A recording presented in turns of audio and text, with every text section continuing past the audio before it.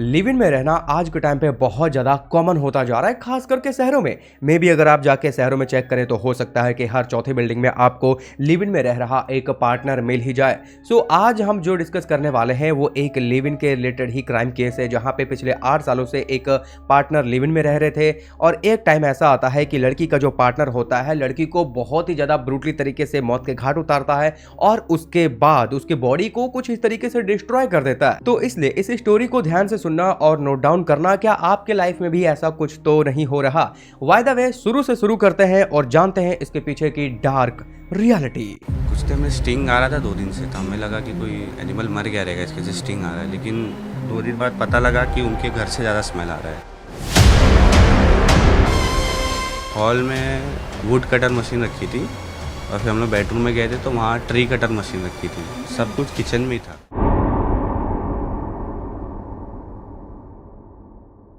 Room number 704 ये वो room number है जो कि आज से तकरीबन 7 से 8 महीने पहले बहुत ज़्यादा ट्रेंड में रहा, बहुत ज़्यादा सुर्खियां बटोरी, क्योंकि इसी रूम में वो दोनों काफ़ी लंबे समय से लिव इन में रह रहे थे और इसी रूम में वो हत्याकांड हुआ था।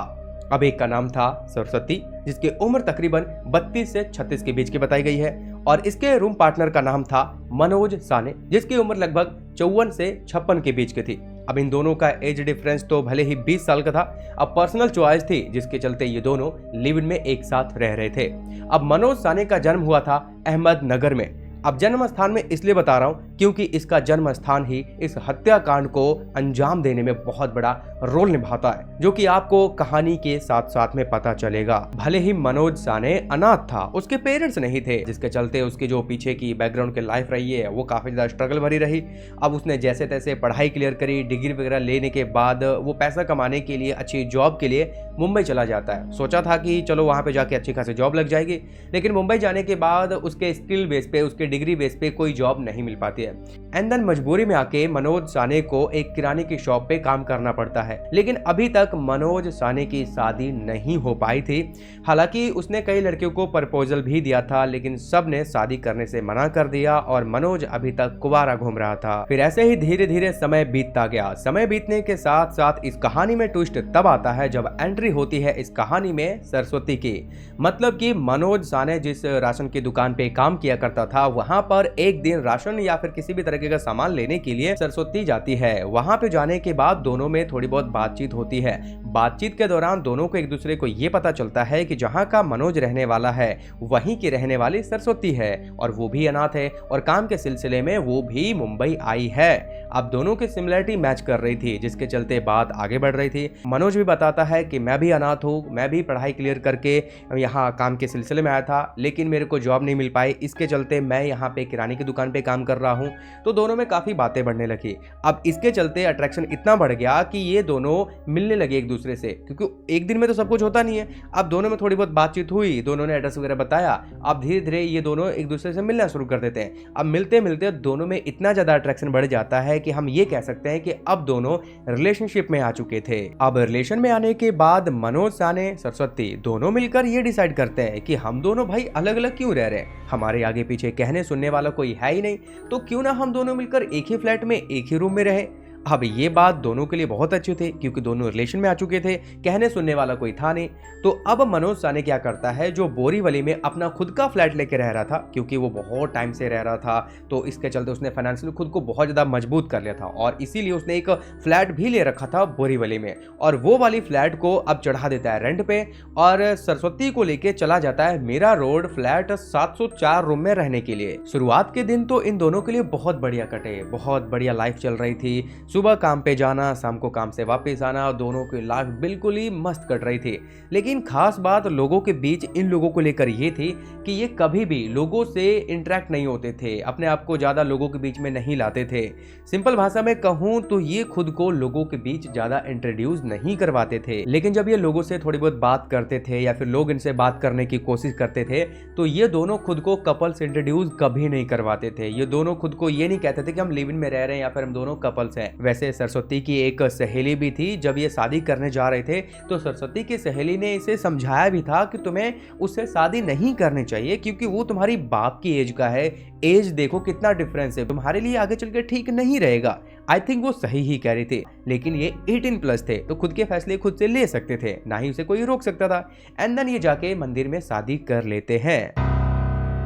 ठीक 8 साल लंबे रिलेशन चलने के बाद 7 जून 2023 ये वो दिन था जब कहानी में एक ऐसा मोड़ आया जो कि सबको झकझोर कर रख देता है।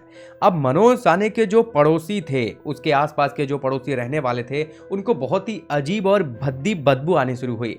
अब जैसे कि आप इसे स्क्रीन पे देख पा रहे हैं, ये वही पड़ोसी है जिसने पूरी वारदात को बयान किया है कि कैसे क्या हुआ वगैरह वगैरह। इसने कहा कि सबसे पहले तो हमारे आसपास में बहुत गंदी और भद्दी बदबू फैल गई। पहले तो मुझे लगा कि शायद किसी के घर में कोई जानवर या पक्षी मर गया है, ज्यादातर इसने चूहे का ही जिक्र किया है। अब इतनी गंदी बदबू आने शुरू हो गई तो इसने हर घर में जाके जांचना शुरू करा कि आखिरकार ये बदबू आ कहां से रही है। इसने आसपास के हर पड़ोसी घरों में जाके जांच किया, लेकिन वहां से कहीं से भी इसको वो बदबू का मालूम नहीं पता चला। लेकिन जैसे ही ये 704 रूम के दरवाजे के पास से गुजर ही रहा होता है कि तभी वहां पे बहुत ही गंदी बदबू का भभका मतलब उसके नाक पे आया, और वहां पे खड़े होके नाक बंद करके वो खुद से कुछ बात करना शुरू कर देता है। लाइका कैसे पड़ोसी रहते हैं हमारे बीच, इनके घर से इतनी गंदी और भद्दी बदबू आ रही है और यही आराम से बैठे और इन्हें कुछ पता नहीं है।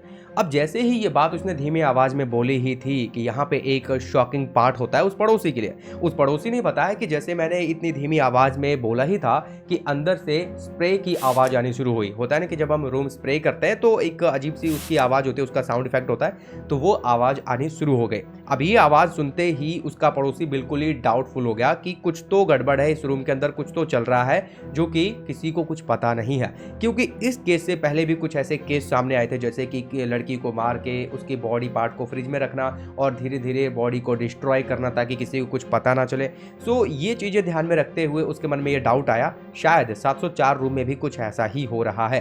तो फिर उसने दरवाजा खटखटाया। दरवाजा खटखटाने के बाद थोड़ी ही देर में मनोज साने ने धीरे से दरवाजा खोला और बाहर झांका, और पड़ोसी ने कहा कि आपके रूम के अंदर से बहुत गंदी अजीब सी बदबू आ रही है, शायद आपके रूम के अंदर कोई चूहा हुआ मर गया है, तो कृपया करके उसे साफ वगैरह कर लीजिए, क्योंकि यहाँ पे आसपास में और भी लोग रहते हैं तो उनको बहुत दिक्कत आ रही है, बहुत गंदी बदबू आ रही है। उसने बिल्कुल ही धीमी आवाज में कहा, अच्छा ऐसी बात है, ठीक है मैं देख लूंगा। अब इतनी बात बोलकर मनोज साने दरवाजा बंद करने ही लगता है कि वो पड़ोसी दरवाजा बंद करने से रोक लेता है, और फिर मनोज साने से कहता है अगर आपको मेरी मदद की जरूरत है तो मैं आपकी मदद कर सकता हूँ। लेकिन मनोज साने ने उसकी एक ना सुनी। उसने कहा मैं शाम को आकर मिलता हूँ, हम दोनों मिलकर शाम को ये शॉर्ट आउट कर लेंगे, साफ वगैरह कर लेंगे, मिलके कर लेंगे। और कुछ देर बाद ही मनोज साने अपने उस रूम से यानी कि 704 वाले फ्लैट से बाहर निकलता है, और उसके हाथ में कुछ अजीब था, यानी कि कुछ तो वो टांग के लेके जा रहा था, और ये चीजें पड़ोसी देख रहा था। वो पड़ोसी देखकर ये बिल्कुल ही डाउटफुली और भी ज़्यादा मतलब शक करने लग जाता है उसके ऊपर कि यार कुछ तो गड़बड़ चल रहा है। अब उसके मन में इतना ज़्यादा शक हो गया था, वो सिक्योरिटी गार्ड के पास गया। वहाँ पे जाके उसने ऐसी सी बात बताई कि अगर उसकी चाबी है तो दो, मैं जाके देखता हूँ कैसा सा क्या है। और ये धीरे धीरे इस वजह से और भी ज़्यादा शक के दायरे में आते हैं, और बिना देरी किए फिर पुलिस को इन्फॉर्म किया जाता है। पुलिस आ जाती है। अब पुलिस के पास तो चाबी होगी नहीं, और ना ही सिक्योरिटी गार्ड के पास एक्स्ट्रा में कोई चाबी थी उस रूम की, तो पुलिस वालों ने दरवाज़ा तोड़ दिया। अब जैसे ही दरवाजा तोड़ा तो अंदर से एक बहुत ही बदबूदार भभका मारता है सभी को, जो कि सच में यार बहुत अजीब था। अब अंदर जाने के बाद जो पुलिस देखती है, जो आसपास के पड़ोसी देखते हैं, वो सच में हैरान कर देने वाला होता है। अब बदबू इतनी ज़्यादा उस रूम से आ रही थी कि रूम के एंटर करते ही कुछ लोग तो वहीं से वापस चले गए, बाहर जाके उल्टी उल्टी करने लगे। लेकिन पुलिस का तो भाई काम था, वो लोग मास्क वगैरह लगा के अंदर जाके जांच वगैरह करने लगे। उनमें से एक पुलिस वाला बेडरूम में जाता है। बेडरूम में जाने के बाद वहाँ पे एक देखता है कि बेड पे ना एक लिफाफा बिछा हुआ जो कि काफ़ी बड़ा था और ब्लू रंग का था। आई थिंक उसी पे रख के वो मतलब बॉडी को काटा करता था, कुछ ऐसा सीन था। अब और ज़्यादा जाँच करने पर वो पुलिस वाले जब किचन में गए तो किचन में जाने के बाद वो लोग देखते हैं कि यार इतने सारे बाल्टी टब क्या कर रहे हैं। लेकिन जब उसको ध्यान से देखते हैं तो पता चलता है कि उस टब और बाल्टी के अंदर पानी तो भरा ही था, उसमें केमिकल भी था। इसलिए जब वो ध्यान से देखते हैं तो उसके अंदर बॉडी के पार्ट यानी कि बॉडी के टुकड़े मिलते हैं। अब ये देखकर पुलिस और ज़्यादा चौकन्ना हो जाती है और ज़्यादा तेज़ी से जांच करना शुरू कर देती है। अब जैसे वो किचन में थे, किचन के इधर उधर देखना शुरू करते हैं, पास में रखा हुआ एक कुकर होता है। कुकर के अंदर छोटे छोटे बॉडी के पार्ट्स होते हैं। अब इतने सारे सबूत मिलने के बाद पुलिस तो समझ ही गई। मनोज साने ने एक बहुत बड़ी गलती कर दी थी कि जो मतलब सरस्वती थी उसी को तो उसने मारा था, तो उसकी जो चुटिया काटी थी उसने, उसके जो मतलब चुटिया काटी थी उसका उसने ठिकाना नहीं लगाया था। अब जब छानबीन हुई तो वो चुटिया पकड़ में आ गई। अब चुटिया पकड़ में आ गई तो पुलिस वालों को बिल्कुल ही क्लियर हो गया यहाँ पे मर्डर हुआ है तो वो किसी वुमेन का यानी कि किसी महिला का मर्डर हुआ है और उसकी बॉडी को ही ठिकाने लगाने के लिए ये सारा खेल खेला जा रहा था। बड़े बड़े टब में पानी डाल के, केमिकल डाल के उसके बॉडी पार्ट डाले जा रहे ताकि वो गल सके, कुकर में उबाले जा रहे थे ताकि उसके सबूत को मिटाया जा सके। अब इतना छानबीन होते होते तकरीबन शाम हो गई थी और मनोज सानी का लौटने का वक्त भी हो गया था। इनफैक्ट वो अब आ ही गया था, सोसाइटी के मेन गेट पे खड़ा था और वहां पे खड़े होकर ये देख रहा था कि यार इतनी सारी पुलिस की गाड़ियां क्यों हैं। और फिर उसने जब ध्यान से नोटिस किया तो ऊपर वाले फ्लोर से बहुत ही ज्यादा आवाजें वगैरह आ रही थी पुलिस की, तो वो इतने में समझ गया। तो बिना देरी किए वो वहां से भागने की कोशिश करता है लेकिन मनोज साने पकड़ा जाता है। सो फाइनली जब मनोज पकड़ा ही गया तो उसने 2 स्टोरी बयान की। अब ये स्टोरी उसने खुद को बचाने के लिए कही या फिर ये सच था ये कहना थोड़ा मुश्किल है। सो गाइज आगे की स्टोरी को जानने से पहले चैनल को फटाफट से सब्सक्राइब करके बेल आइकन ऑन कर दो एंड देन प्लीज यार लाइक कर दो। सबसे पहली स्टोरी में उसने ये बयान किया कि मैंने सरस्वती को तो मारा ही नहीं, मैं क्यों मारूंगा उसको, मैं तो उससे प्यार करता था। उसने बताया कि जब कोरोना का टाइम चला था तो काम ठप हुए, तंगी आनी शुरू हुई। अब जैसे जैसे तंगी बढ़ी तो हमारे घर में क्लेश बढ़ गया, हम दोनों में झगड़े होने शुरू हो गए।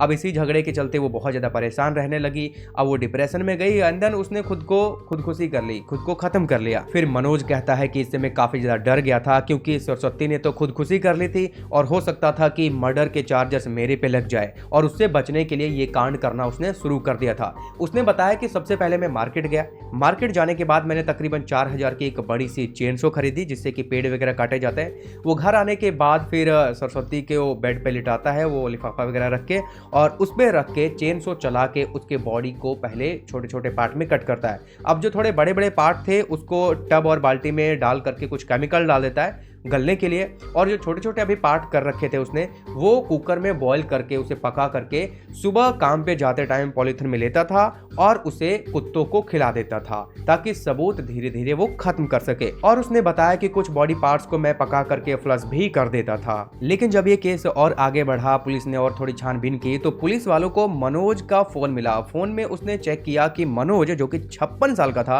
वो बहुत सारी लड़कियों से फ्लर्ट करता था, बात करता था। भाई वो क्यों करता था वो एक बात की बात है। तो इसलिए पुलिस वालों को लगा कि जो उसने स्टोरी बताई है वो बिल्कुल भी सही नहीं है। तो पुलिस वालों ने फिर से मनोज को सामने बिठाया और कहा भाई तू सच बता। उसने जब सच बयान करना शुरू किया तो उसने दूसरी स्टोरी में ये बताया कि हाँ मैंने ही सरस्वती यानी कि अपने रूम पार्टनर को मारा है। फिर मनोज ने बताया कि सरस्वती उसको लेकर बहुत ज्यादा पॉजिटिव रहती थी। जैसे कि मान लो वो देर रात को मनोज घर आता है तो उससे बहुत ज्यादा सवाल जवाब करना, भाई कहाँ थे, क्या कर रहे थे। अब देखो जो प्यार करता है सामने वाले से वो सवाल जवाब करेगा ही, पॉजिटिव रहेगा ही। तो इसी के चलते मनोज कहता है मैं बहुत ज़्यादा परेशान रहने लगा, इतने सारे सवाल जवाब मैं नहीं दे सकता था और मौका देखते ही मैंने उसे मार दिया।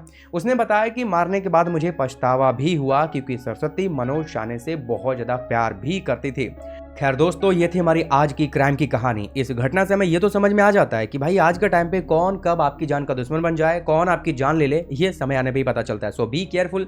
वीडियो पसंद आए वीडियो को लाइक करें और ऐसी वीडियोज को देखने के चैनल को सब्सक्राइब करें। हो सके तो कमेंट बॉक्स में यू कैन डू इट जरूर लिख देना बिकॉज आपका एक कमेंट मुझे बहुत मोटिवेट करता है ऐसी वीडियोज को लाने के लिए। And then new crime case की वीडियो देखना चाहते हैं तो इस वीडियो पर क्लिक कर सकते हैं।